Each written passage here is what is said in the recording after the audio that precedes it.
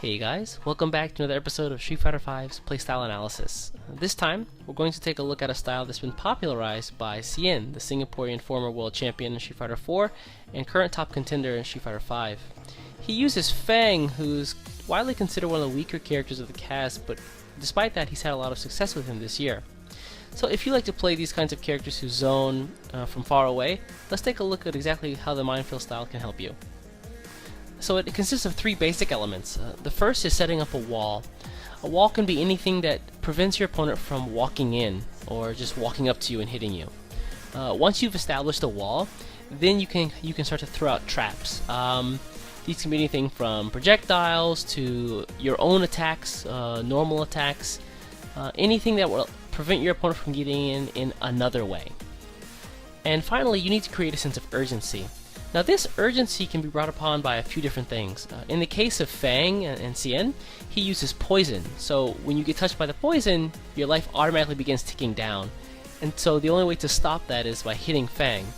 So he creates a sense of urgency where you need to get in to stop your life from draining. In the case of other characters, it might just be the timer, which happens a lot. Getting a simple life lead and then playing down the clock is really effective. So let's take a look next at what exactly a wall is and what exactly an obstacle is. So a wall, like I said before, is something that prevents the opponent from walking in using the simplest or most effective method of getting to you. That's basically just running on the ground, dashing, anything that's very simple. Now an obstacle is a little bit different. An obstacle is something that impedes your opponent's movement outright. This can be anything from a fireball from Dhalsim that stops jump-ins to the poison Nishikyu from Fang. So these prevent the opponent from moving in other ways rather than simply walking, whether it be jumping or teleporting or something else. So finally, let's look at offense versus defense using this style. When you start up this Minefield style game plan, your opponent will do one of two things.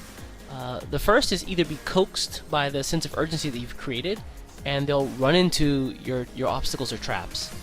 That's perfect for you because their life drains further and you can continue the same game plan. The second is they'll either stop and block more or slowly advance and block. If this is the case, unfortunately, you have to switch your idea or switch your game plan just a tad bit. You need to then use the obstacles that you've set up as a way to help mix up your opponent. In the case of going in on offense, you have to kind of put a hold on the game plan, go in to mix them up, knock them down, and then restart it again.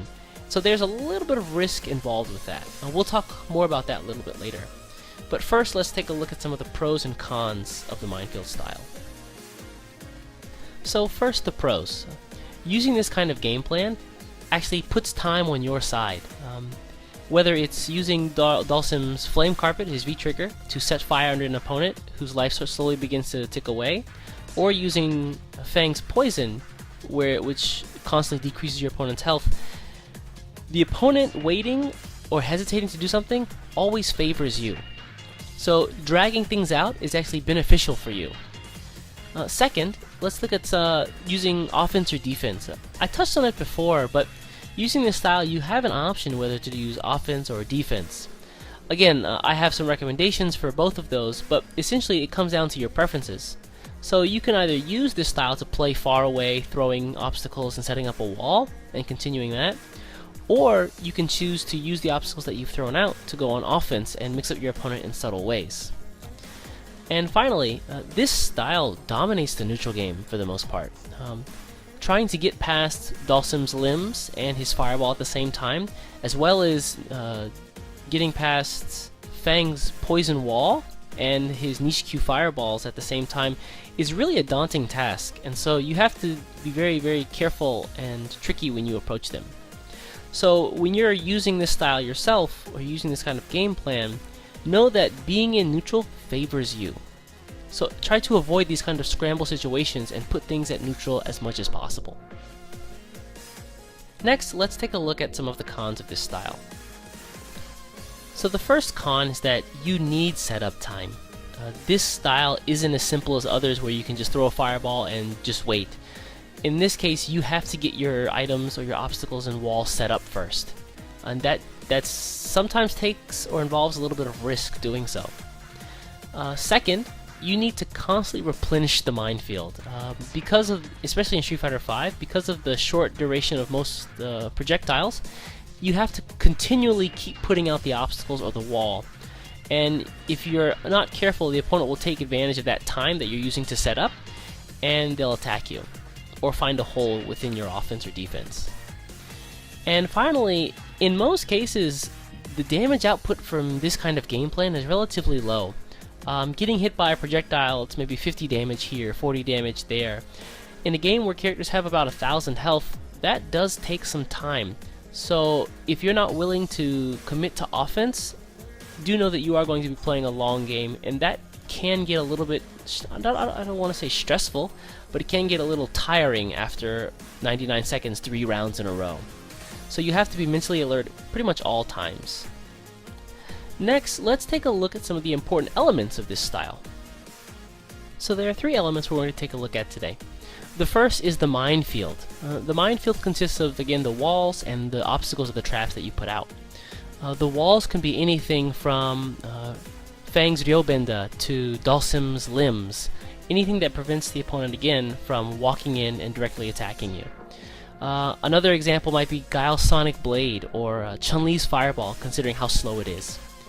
Next are the traps. So again, the traps are the obstacles that prevent the opponent from moving outright or in other ways. Another good example are Fang's Nishikyu, the fireballs he throws in the air, Dhalsim's Fireball, and strangely enough, Chun-Li's Air Lightning Legs, which are surprisingly effective because they lose to almost nothing, provide her advantage on block, and acts as a kind of wall in the air above her fireball. Next, let's take a look at urgency.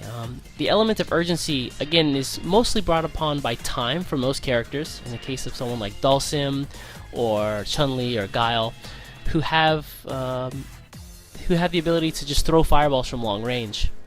In the case of Fang, again, like Cien uses often the poison. When you get poisoned, the opponent's life ticks down, and the next hit will do additional damage based on the white light that they've lost. And finally, the last element we're going to talk about is, again, the opponent's mindset.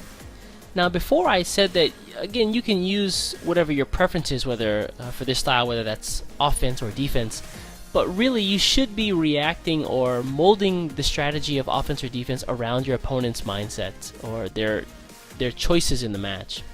Again, if they decide to sit down and block and just hold back and they're very patient, take advantage of that. Go in, use your obstacles or traps as a way to trick the opponent into blocking in one direction and then hit them in another way. And again, if the opponent decides to just run in with their face first blindly, continue the minefield. Continue throwing out obstacles, stopping them from moving, and just taking damage, whittling away at their health until they lose. Again, if you see an opportunity to change your plan and you think it'll work, absolutely go for that. And finally, let's take a look at some of the risks of this style. The first risk we're going to talk about is the high APM requirement of the minefield style. APM stands for actions per minute. This style basically requires that you be active and doing something at every point in the match. And that means that if you are prone to execution mistakes or input errors, this style may not be the best choice for you, or it's a skill that you need to go back and improve and focus on. Basically, whenever you make an execution mistake, it takes longer to set up your minefield. And because of that, the opponent might find a hole in which to get in, and then you're caught with your pants down again. So again, in this case, high execution errors results in failure. Next, let's take a look at the mode shift. So I've touched a few times briefly on offense and defense and how to play those two styles. One thing you should be aware of during offense is that when you do take the time to go in and attack your opponent, you have to put the current gameplay on hold. You have to stop throwing out traps and obstacles and walls, and you have to go in and hope for a successful mix-up. If you do get a successful mix-up, then it's easy to restart the game plan and continue. But if you don't, then it becomes a problem of getting the opponent away or getting to a spot where you're okay or have enough time to set out another wall or more traps so you can continue the game plan. And finally, we're going to look at neutralizing attacks.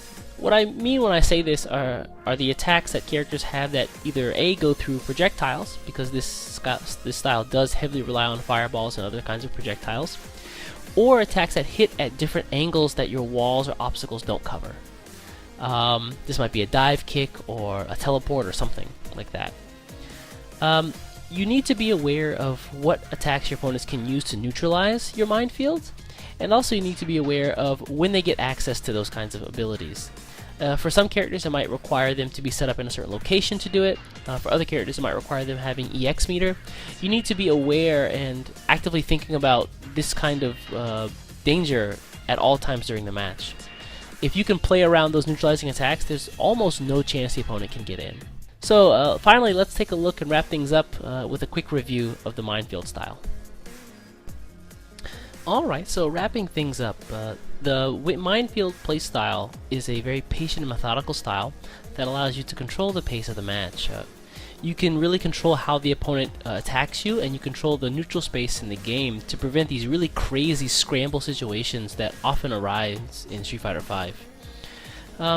Again, it requires you to set up a wall first, or an obstacle, and then keep your opponent away using some sort of sense of urgency.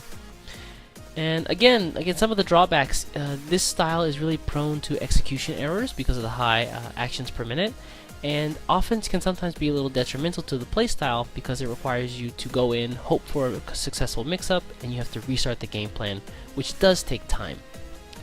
Yeah, again, I mentioned briefly, players like Cian have really found a lot of success in this style, and I think that's really because they're willing to be flexible and adapt to the opponent, whether to go on offense or stay on defense. Considering how weak the character Fang is right now, when he does eventually catch buffs next year, you can expect Cian to be a complete monster using this style of play. And other characters like Dhalsim, who are completely capable of playing this way, often don't, and I think it's because people kind of confuse how he should be played. Often I've talked about first setting up the wall, then setting up the obstacles.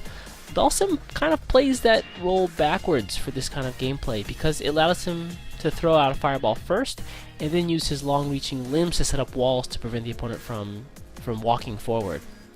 And with the addition of his V trigger, which does create the fire which burns your life away, I think he has a really good chance of using this style to success. And finally, it's really important to, of course, play your own way, but to be really flexible like Cian has been in going in on offense or defense. Really picking your spots, I think, is one of the most important points of this style, of when to know when to go in and when to stay back and continue pressuring. And so I think if you can do this, you'll find a lot of success with the character like Cian has, and maybe even work your way up to the Capcom Cup next year. So that about wraps things up here for the Minefield style analysis. If this kind of commentary has been useful for you, please let me know in the comments below or leave a thumbs up. Both would be pretty great. And if there are other characters or other styles that you want to see explored or talked about here, let me know in the comments below, and I'll also be chatting down there as well. Again, thanks for listening, guys, and keep on fighting.